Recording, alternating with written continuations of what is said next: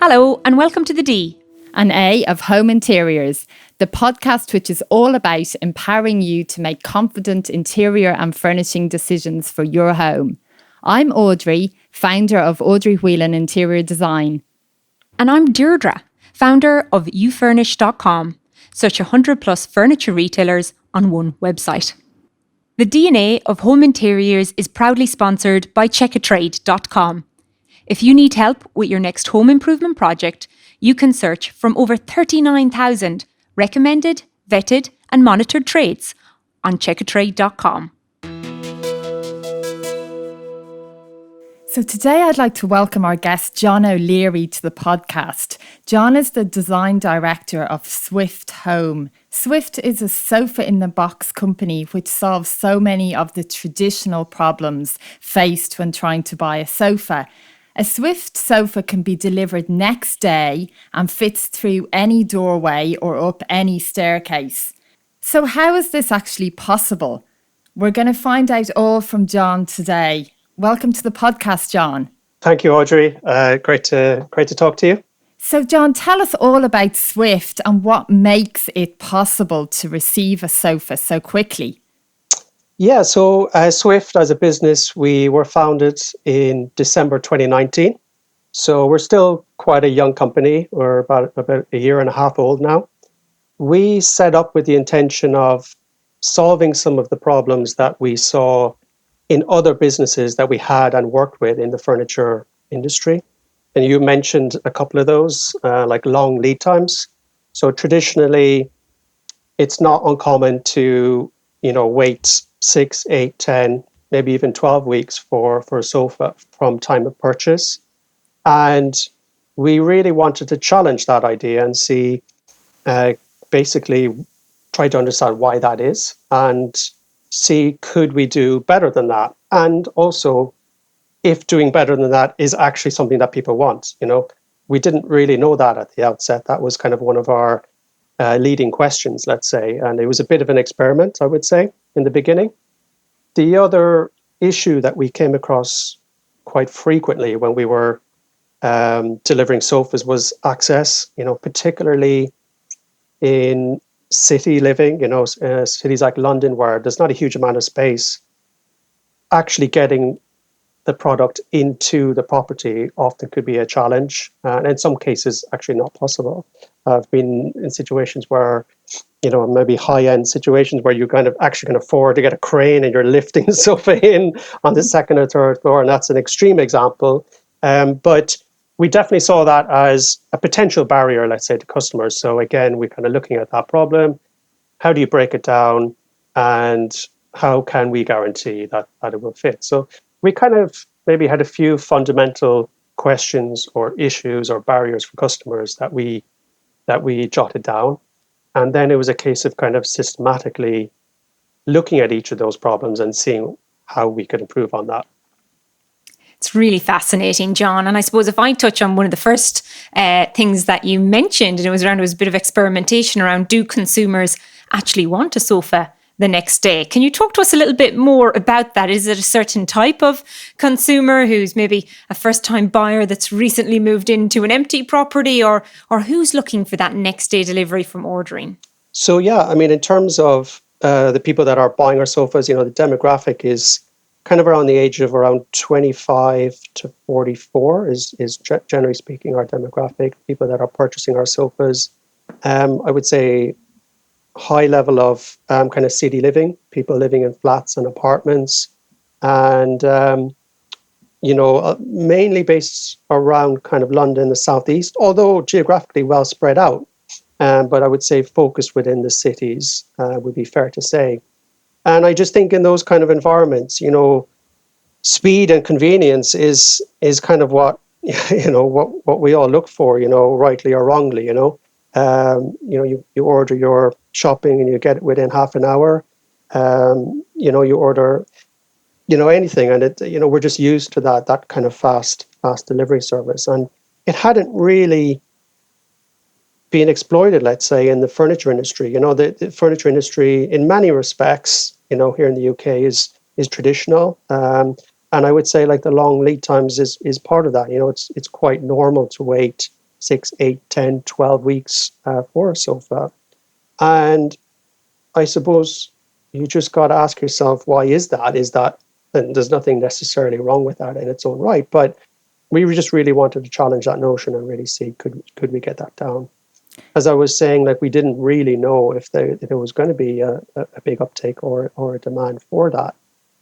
But we've been, thankfully, we've been proven that there is people do like that convenience, and the fact that our sofas kind of break down into component parts, like, I've taken our sofas and put them in the back of an Uber and moved them from location to location, photo shoots, or even, to my own home and things like that. And, it's just it just makes sense when you look at it in that perspective, in terms of how we live today, Yeah, so John, you asked the question I wanted to ask you. So why is it that other companies do take, 6, 8, 10, 12 weeks to deliver a sofa? So I'm so curious to know, what's the difference between how you guys at Swyft design and manufacture sofas and other companies then who are taking a really long time to deliver those? What are those differences and how do you make that happen?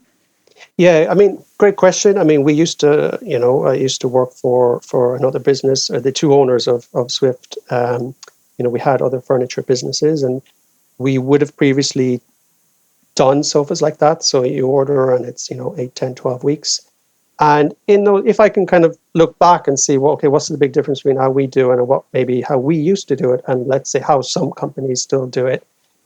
I think with Swyft, what we try to do is really boil down, what is it that we're trying to do here in terms of the product, in terms of the service and the offering. So, for example, like the fabric choice is one area you could look at, It's common you can go and you say, okay, well, a customer can choose any fabric they want, or you can choose from these 1, 2, 300 different fabrics.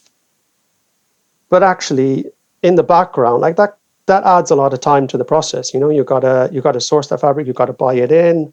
There's all that kind of administration time. So what we were keen to do, kind of with Swyft and with our products, was say, okay, well, what do we think are the best options for people, and how can we streamline that as much as possible, and then we offer choice to a customer, but it's not like a crazy unlimited option, And it's kind of about, and that's just fabrics, but it's kind of doing that with each area of the business. And it's kind of trying to maximize what you're trying to do with your service or your product with the fewest kind of resources or materials or time, And it's not any one thing, It's a combination of things that we do. So another big contributing factor is that we have our own factory. So we have a factory in Portugal, just outside Porto City.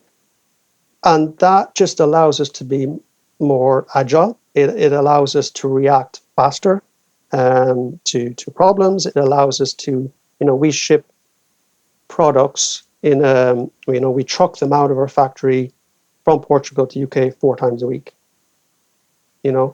Like if you're producing products in the Far East, which is, very common, your lead times are so much longer. Your production time is 1.5 months. Your shipping time is 1.5 months. So you're 3 months minimum before you get anything landed. And I think just by having our own factory, it means we can solve issues faster. We can react faster. We can improve product faster. We can get the product to the UK faster. And that as well partnered with our kind of third-party logistics, so the people that are actually delivering our products. So, you need to partner with great people as well. We you can't do everything yourself all the time. So, it's about finding those partners that can help you deliver that vision that we have for the business, So I would say it's a combination of many things that allows us to do it. So we used to be 48 hours. We're now 24 hours. So we didn't know if that was even going to be possible. We were thinking like a week would be incredible. But we've managed to get to a point now where we're kind of 24 hours. But if I'm honest with you, like from my perspective, the 24 hours is great. And it might be a reason why people are buying our sofas. But equally, I don't think it's the only reason. I think there are other elements to what we do and other facets to our business and to our product offering that is attractive to people. It's not like I would never say it's any one thing as to why, touch wood, we're doing well and there's demand for our products. I think it is a culmination of factors. And that was the next question that I was interested in asking, John, is around the design of your sofas. So you are a design guy by background. So can you tell us a little bit around the thinking that goes into actually making a sofa? Because most of our listeners will go into shops, they will look online, they will sit on a sofa. But what's the logic that actually goes behind all of the sofas? That would be really intriguing to learn a little bit about that. Yeah, I mean, sofas by nature are kind of funny products to design. If you design a table, for example, when you design it in 3D, you do production drawings, the table will be exactly as how you drew it. Yeah, the dimensions are going to be the same. You can kind of visualize it, and it's kind of easy to understand. Sofas are kind of funny objects, like because they're made up of frames, which is the internal structure, and then that's covered in something that's soft. So we call it bodywork. So that's normally like a foam or soft padding, polyester fiber. That adds the comfort, and then of course you add the upholstery onto that, so the outer fabric. So you have an expert upholsterer, you'll have an expert bodyworker, you'll have an expert frame maker, and it kind of demands a lot from many different areas of production, and you're kind of trying to bring all that together into one piece. And sometimes it's a bit body work because it's foam, and they're handmade objects at the end of the day. They are genuinely handcrafted, handmade. So when you do your designs on your computer and you want everything to be exact and precise and every millimeter, in reality, with upholstery, there's your tolerances are just that little bit bigger by nature, So is there a one size fits all for sofas? And I ask because I'm vertically challenged, John. So, I often have my legs dangling. In general, are sofas made to, a certain depth, height, etc.?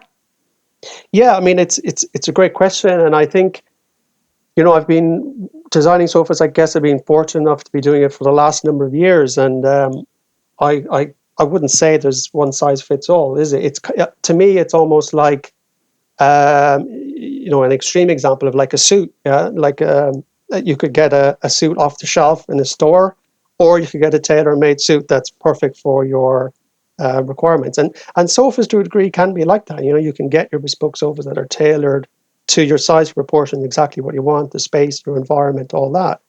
What we're trying to do with Swyft is actually design products that will work with as many people or as many different environments as possible. So that is actually really difficult because obviously we're all different sizes, we're all different shapes, we're all different weights. And the way I tackle it is at the outset of any project, it's being super clear with ourselves about what it is we're trying to achieve. So, for example, do you want to design a sofa that is great for lounging, slouching back on and watching TV on? Or do you want to design a sofa that is maybe slightly more formal in looks? So it could be maybe in your guest room. Do you want a sofa that's your primary family sofa, let's say? Or it's a secondary sofa that's maybe in another, a lesser used room in the house. And I would say in each of those scenarios, the sofa is required to do something different. So I think that for me, it's the important thing is being very clear with ourselves at the outset what it is we're trying to achieve with the product. And that's probably something I've had to kind of learn over time, but that's basically my kind of guiding light whenever we're starting a new project. It's really saying, well, what are we trying to achieve here? What is the purpose of this? What's the function? Where is it going to be used? And who's primarily going to be using it? And then you tailor the design around that. Like the design is often I always say, like, the design kind of almost sorts itself out to a degree, because once you kind of have your pillars, in the ground that you're trying to hit, or those objectives that you're trying to meet, the design kind of is based around all of that, and to a degree, it almost filters it down, and you kind of end up with the design almost in the end. And in those pillars that we talk about, we develop these kind of core fundamental ideas with our products very early on with Swyft, and they're kind of that idea of fast assembly, ideally under 5 minutes, ideally assembled by one person, because people living, let's say, on their own in flats or apartments, that they can assemble it themselves or bring it up the stairs themselves. No tools, so not the kind of standard way of flatback furniture where you have bolts and spanners and a big bag of parts that you're kind of left wondering what to do with. So we've designed all that out for you. We've taken all of that stress, let's say, of putting together flatback furniture, and it is effectively kind of just a very slot together system. And obviously they come in boxes, but the boxes again, it's not really, I wouldn't say, if somebody asked me what do we do, I wouldn't say we're in a sofa and a box company. Like, the box for me is just is the it's important because it allows us to do the things we want to do. It's not massively important to me specifically that it's in a box. It just facilitates our objectives, So it's about, how do you reduce the weight? How do you get the boxes kind of tidy? How do you lift the boxes? How do you maneuver them upstairs or around banisters? And all that kind of stuff. So, like, there's a lot of kind of levels of, I guess, thinking within it. So yeah, I mean, I could talk for probably hours on designing something, but that's kind of the nuts and bolts of it. Yeah. And what I'm thinking about, it's quite unusual to get your sofa in a box. So there must be a lot of very happy children out there who are making forts and various things from boxes. They're always the best toys rather than the product that was in the box. Yeah, it's true. I mean, I'm guilty of that myself. I have 2 young kids, so we have made pirate ships. Yes, we have done that. Swyft ships. Yeah. Yeah. Even, like, I suppose the amount of time that we spent designing, developing the packaging again was like, okay, we wanted to be easily recyclable, right? That was really important. So, we all have our wheelie bins, or most of us have these wheelie bins outside our house, and wanted to be so that whatever, when you're finished building your sofa, that what you have left can be easily removed. You don't want all this stuff around your house. So, we designed it so that the packaging was kind of interlocking design. So what that means is that it's kind of a tray and a lid design. So the tray and the lid are designed in such a way that you don't need kind of glue or staples or tape to actually make the box. So you're not there at the end of the process, taking out staples or trying to rip it apart, or, with staples in it, or taking off tape, or all this glue everywhere. So it was trying to make it as clean a design as possible, reduce the number of components and reduce the number of materials. So yeah. Quick shout out for our sponsor, checkatrade.com. Search recommended tradespeople online with checkatrade.com. So John, you said about, you don't need tools to assemble the sofa. So how do you actually assemble the sofa? Yeah, that's right. So that was probably the first kind of challenge, when we thought about this business, and that idea of fast turnaround times, fast delivery. What that means is that you need to produce stock. Yeah, they're not, each one isn't made to order, so you have to create stock. When you create stock, you think boxes. When you think boxes, you think component parts. And then when you think component parts, you think about assembly of those parts. So there was kind of a natural kind of thought process there. And then how do you assemble the parts? What's the best way to do that? And we arrived upon a solution where each element, so whether it's the arms or the back or the base, they connect together with what we've called the Swyft lock system. So a Swyft lock is essentially 2 metal components that are wedge shaped in 3 ways.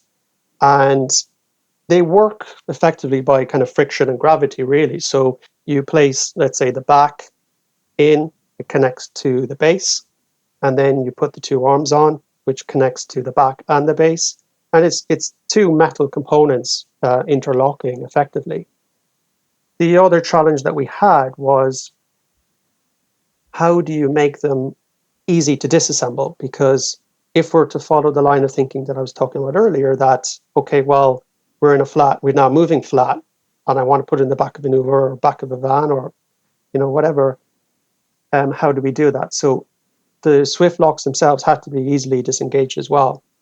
And how do you create a locking system that's easy to engage and lasts a long time for the life of the product and is easy to disengage as well? So there was a lot of challenges there around the design of that part. And, it was pretty clear that that was going to be fundamental to all of the designs going forward. Once we cracked that, that was it. That was the kind of cornerstone of everything. And we've used that in every product so far, apart from our stool, but every sofa we've done so far has used the Swyft lock system. So that's unique to us. We designed that kind of from the ground up, and I would say, like in a nutshell, if I was to describe kind of the ethos of Swyft, I would just hand them that Swyft lock, because everything that we try to do, I think it kind of encapsulates that. So it's that idea, for sure, the things I talked about, speed and efficiency and all that, but also that idea of, that Swyft lock is hidden. Yeah, when the product is being used, you can't see it. So if you have that product, our frames are 15-year guarantee. If you have our sofas for 15 years, you see the locks for less than 5 minutes. But it's that idea of like giving genuine care and attention to every single part, regardless of whether it's a box that's going to be thrown away or cycled or a part that's going to be hidden from view, So it really is about just not taking shortcuts and Indeed. Trying to do things as well as you can and trying to see what exists already, like how do other people solve these problems, and effectively just trying to do it better, I guess. That's kind of what we do. And if there's parts on the marketplace already that do the job that you can purchase, that's great too. We're not going to add complexity to what we're doing just for the sake of it. But if we think that what's out there isn't good enough, we do challenge that, and we try to kind of develop from the ground up. And you mentioned stools there, John. So it's not just sofas. Can you tell us about some of the other products then? Yeah, well, I did mention stool, but actually all of our other products are sofas. But so we have currently, we've got the first product that we launched with in December 2019, which was the Model 1. So that's a sofa. Then we launched the Model 2, another sofa, and Model 3, which was a modular sofa. And then we followed up with a stool, which we call Model 00. And yeah, the stool was kind of based, I guess, on some intel that we had where people were kind of doing searches on our website for maybe things like little perch seats or little maybe lower ticket items that you can have in your house if guests come over, or something that you can put your feet on, and relax on. So it was just kind of that. It was a bit of a fun piece, really.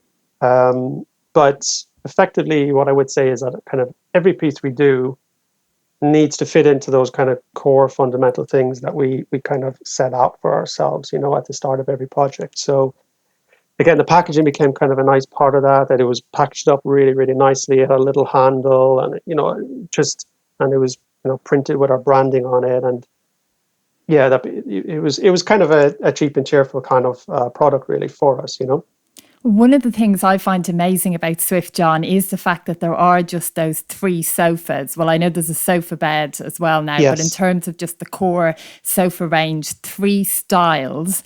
And, I've been showing sofas to clients over the last few months, and I've almost surprised myself to think that actually in most situations, one of those 3 sofas will be right. So although there's only three, actually amongst those three styles, there's a huge amount of kind of coverage, if you like, I think, in terms of like what style of property it's going into, what the person's looking for, whether it's got that slightly more traditional slant or a, you know, very, very modern kind of take.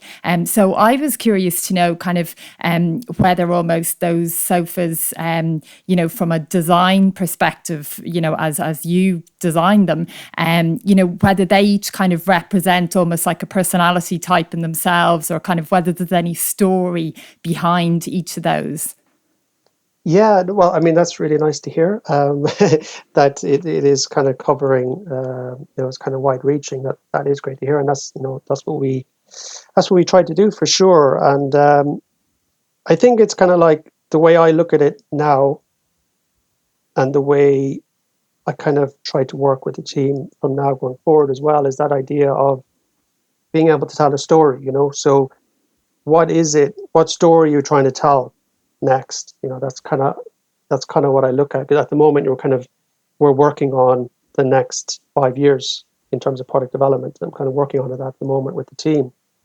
And for me, it's about, yeah, it is. It really is about that. It's like, what story are you trying to tell? What problem are you trying to solve with that product? And if that's not a compelling or an interesting story, then it doesn't feel massively like it's worth our time. And if it's not worth our time, then, you know, it may be some, you know, if you're doing something half-heartedly, I think people pick up on that, you know, and you know, I think that comes through in the final product. So I genuinely, hand on heart, would say that each product that we've done, you know, you're kind of totally invested in that, and you've totally bought into the reasons why you are doing what you're doing on that product. So, you know, if you were to, you know, if I was just briefly kind of touch on, let's say, Model 1, that first one, it was a combination of things. So it was like, okay, we didn't know if we were going to last, you know, long as a business. We didn't know if it was going to be, you know, you just try it in 6 months, it doesn't work out. So it was like, well, if you've got one shot at it, one sofa, what is that sofa that is going to kind of fit into the most amount of environments, you know? And we also, because we, you know, we had other businesses, so we had kind of intel in terms of kind of the styles that were popular for our businesses prior to Swyft. So it was a bit of a kind of combination of like fitting into environments quietly and into as kind of many environments as possible, coupled with kind of some intel that we had. And that was kind of the idea behind Model 1. But I think, funnily enough, Model 1 probably did, unknowingly for myself, kind of set the tone for what we were going to do from there on. And probably, if I'm to look back on it, probably Model 1 is very much my own personal kind of style and my taste. I think it probably does come out on that, which is quite a clean, quite a clean aesthetic, kind of clean lines, and, you know, not putting in anything that's not there for a good reason. Do you know what I mean?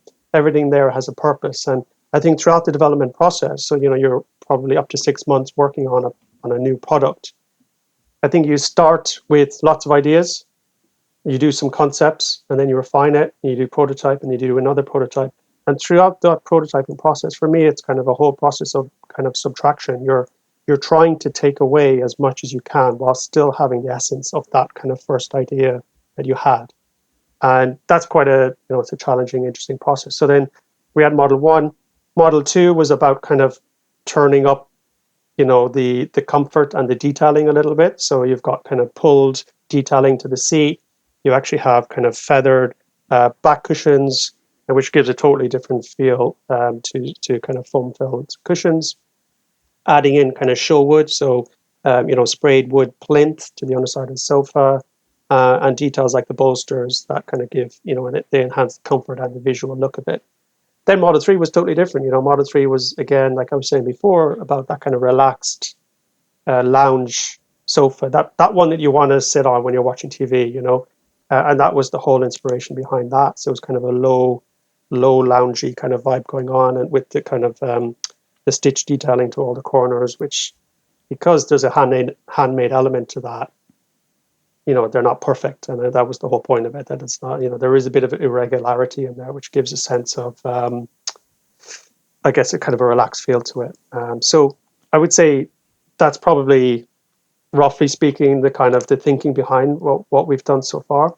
But it's quite exciting. I mean, as I say, working on the plan now for the next 3 to 5 years, and I'm I'm genuinely so excited about all the things that we have an opportunity to work on. And for me, I know you're saying that we cover a wide base, which is great to hear. But for me, I still think there's lots of big gaps that we can fill. There's so many opportunities that are there for us.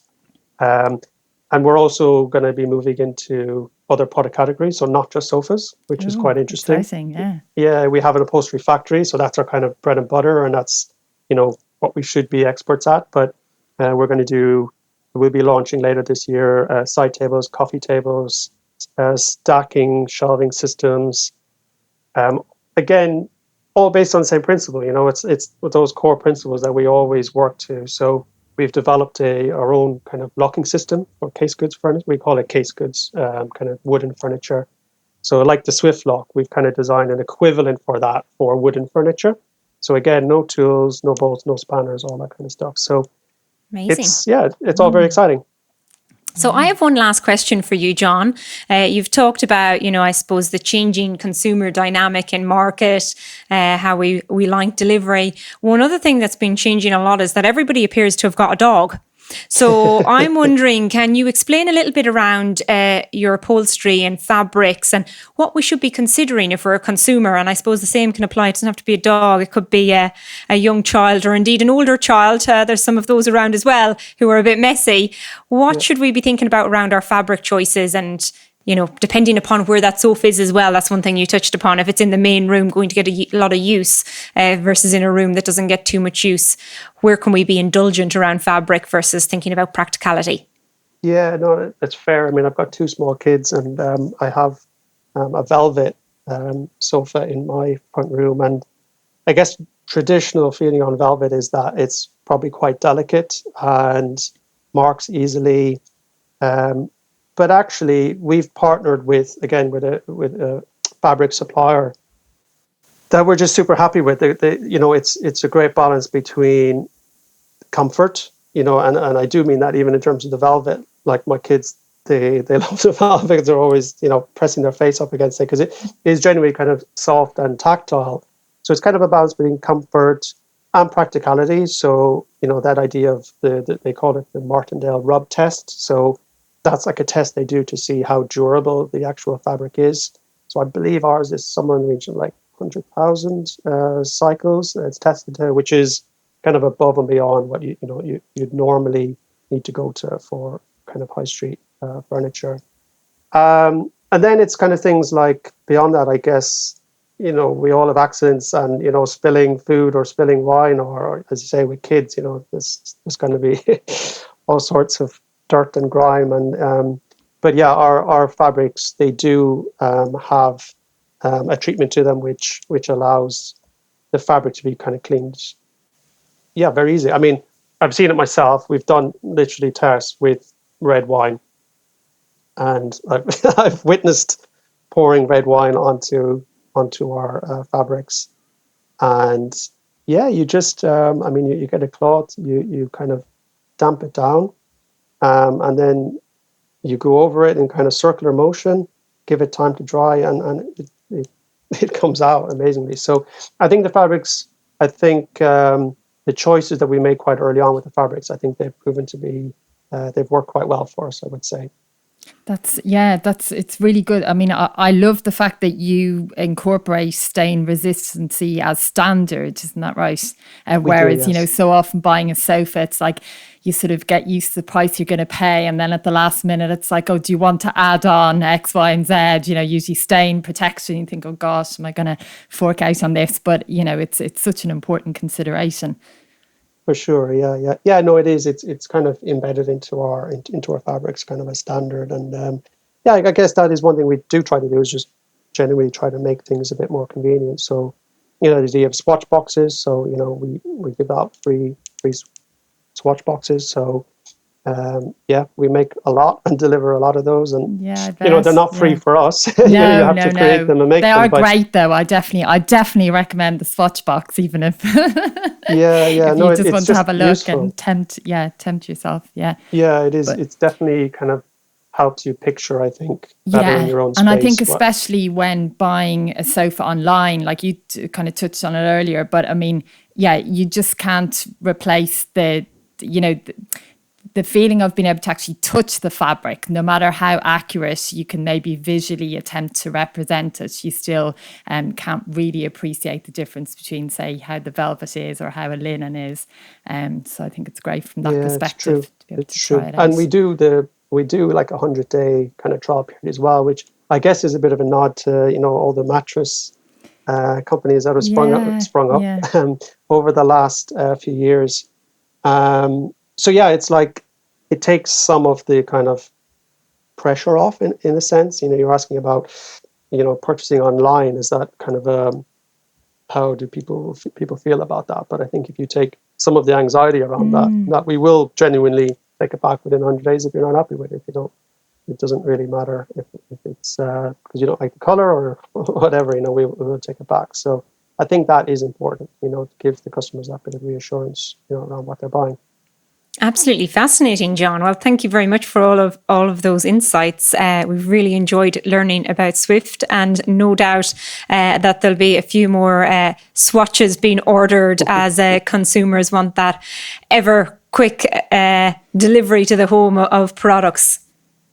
Yeah, well, thank you so much. Yeah, it was great to talk to you guys, and it is genuinely exciting. We're a young business, and I think internally we're all very grateful for what we have, and we're just busy. We're just busy trying to kind of make the most of the opportunity that we've been given. Yeah, great. Thanks so much, John. Okay, thanks, guys. If you enjoyed our podcast, we would be delighted if you could rate, review, and subscribe on your favourite podcast provider. This will help others who are seeking home and furnishing advice and inspiration discover the DNA of home interiors. You can find us on Instagram, Facebook, YouTube, and Twitter at the DNA of Home Interiors. If you are looking for inspiration and help in designing your home interiors, take a look at Audrey Whelan's masterclasses on audreywhelan.com/events. And don't forget to check out youfurnish.com, a search and comparison website which helps connect people with amazing furniture from over 100 retailers. We designed it to solve the problem we and thousands like us faced furnishing our homes. And now we are really excited that everyone can search, discover, compare and shop for their home all in one place. Thank you to our sponsor checkatrade.com for their support in bringing this episode to you. And most importantly, thank you all for listening today. We hope you can join us next time.